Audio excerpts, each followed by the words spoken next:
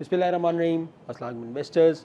इस मंथ के round up का आगाज़ करते हैं with a discussion on the PSX, जहां जस्ट लाइक मार्च 2026 अप्रैल 2026 में भी मार्केट बड़ी क्लोजली कोरिलेटेड रही to developments in the Iran and US war.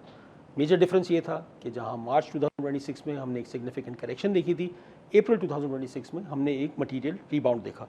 इसकी बड़ी वजह ये थी कि जो जंग ईरान और US के दरमियान चल रही थी, उस पर पाकिस्तान ने जो सीज़ फायर नेगोशिएट किया वो अप्रैल 8 से इन इफेक्ट आ गया, जिससे मार्केट के सेंटिमेंट्स को काफ़ी सपोर्ट मिला।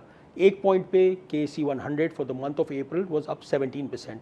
बट जहाँ पर सीज़ फायर तो बरकरार रहा, बट नेगोशिएशंस पे क्योंकि कोई खातिर खा डेवलपमेंट नहीं हुई, तो इंटरनेशनल मार्केट्स, इंटरनेशनल ऑयल और पाकिस्तान मार्केट में भी उसका इम्पैक्ट नज़र आया और हमने towards the end of April थोड़ी सी करेक्शन देखी, जिसकी वजह से ओवरऑल हमारी मार्केट का return for April was capped at 10% for the month. इस 10% के रिटर्न के बाद हमारा calendar year to date return जो है -6% पे आ गया है, जबकि physical year to date return इस +30%।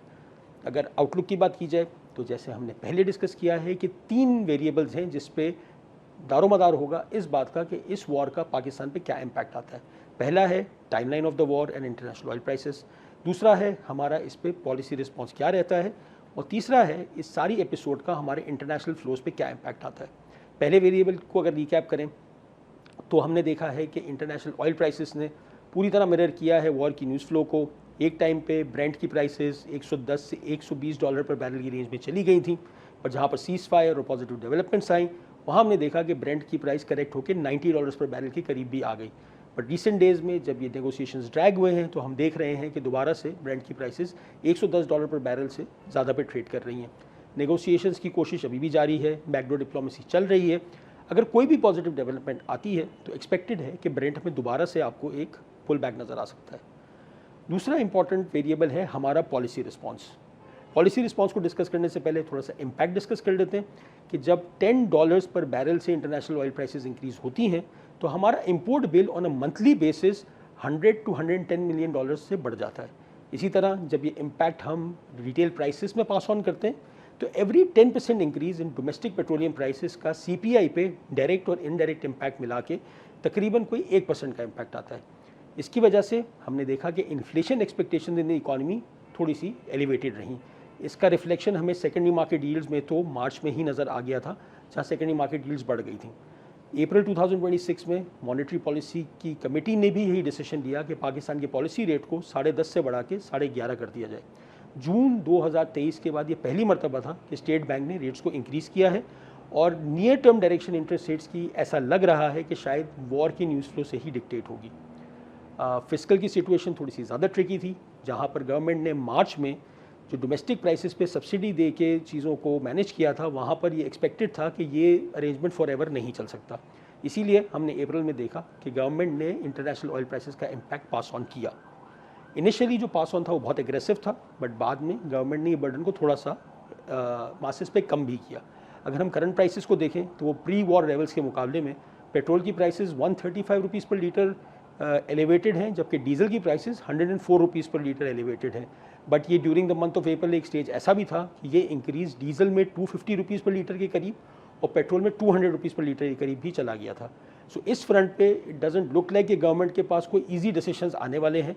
अगर ये वॉर इसी तरह कंटिन्यू करती है तो गवर्नमेंट को बहुत सारे फैक्टर्स को बैलेंस करते हुए कुछ मुश्किल डिसीजंस के लेने पड़ेंगे। थर्ड वेरिएबल है इंटरनेशनल फ्लोज। इस पे अगर IMF की ट्रांच का देखा जाए तो स्टाफ लेवल एग्रीमेंट तो सिक्योर हो गया था। मई के फर्स्ट वीक में hopefully this will be table to the IMF board, और अगर वो अप्रूव हो जाता है तो $1.2 बिलियन पाकिस्तान को रिसीव होंगे।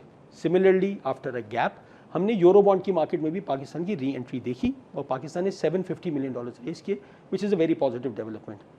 But having said all of this, Pakistan ने इस वक्त जो एक बहुत इंपॉर्टेंट और एक बहुत सेंसिटिव रोल लिया हुआ है as one of the key mediators in the war. इसका हमारी ओवरऑल जियोपॉलिटिकल स्टैंडिंग पे क्या असर आता है, ये बहुत क्लोजली ट्रैक हो रहा है बाय द मार्केट्स। पूरी दुनिया में पाकिस्तान के रोल को बहुत ज़्यादा अप्रिशिएट किया जा रहा है, which is positive for us in the longer term. But इसी सारी डेवलपमेंट्स के बीच में एक डेवलपमेंट ये भी हुई कि पाकिस्तान ने सडनली डिसाइड किया कि पाकिस्तान UAE के $3.5 बिलियन के डिपॉजिट को रिटर्न कर रहा है। इससे मार्केट में एक शॉर्ट टर्म अनसर्टेनिटी गैप आया, जिसको बड़ा क्विकली पाकिस्तान गवर्नमेंट ने फिल किया by a corresponding $3 billion being receive from Saudi Arabia.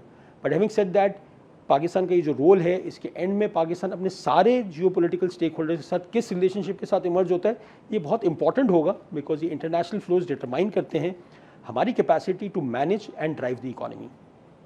इसी तरह अगर हम इन्वेस्टमेंट स्ट्रेटजी की बात करें, तो अगर हम देखें कि मार्च की वॉलेटिलिटी में और अप्रैल के रीबाउंड में एक चीज़ नज़र आई कि मार्केट ने पॉजिटिव न्यूज़ पे बहुत शार्पली रिएक्ट किया। इनफैक्ट हमने अपने जो मिड अप्रैल में लेटेस्ट रैपिड रीड रिलीज़ किया था, उसमें हमने ये कंपेयर किया था कि ये जो मार्केट का रीसेंट करेक्शन और रीबाउंड का फेज़ है, इसकी पेस को अगर हिस्टोरिकल करेक्शन से कंपेयर किया जाए तो this has been one of the fastest rebounds in the history of PSX। So hence जब भी जियोपॉलिटिक्स में कोई क्लैरिटी आएगी तो एक्सपेक्टेशन ये है कि मार्केट ना सिर्फ डिविडेंड यील्ड और अर्निंग्स ग्रोथ वाले रिटर्न, बल्कि एक PE री रेटिंग का एलिमेंट भी डिलीवर करेगी। और इस तरह की मार्केट्स में at the cost of repeating ourselves we continue to reiterate कि इस तरह की मार्केट्स को टाइम करने से बहुत ज़्यादा बेहतर है कि आप इसमें मार्केट में टाइम स्पेंड करें। Timing the market is not going to beat time in the markets, and while you are taking a longer term view on the market, there is no better product than the pension product, जहाँ पर आपको ना सिर्फ ये कि long term अपने returns, एक retirement का बफर क्रिएट होता है, बल्कि there is also a tax incentive, जहाँ पर आपकी investment amount 20% of taxable income तक पे आप एक टैक्स रिबेट भी क्लेम कर सकते हैं। तो इसके साथ ही हम इस मंथ के राउंड अप को कंक्लूड करते हैं। आपसे नेक्स्ट मंथ मुलाकात होगी इंशाल्लाह। अल्लाह हाफिज़।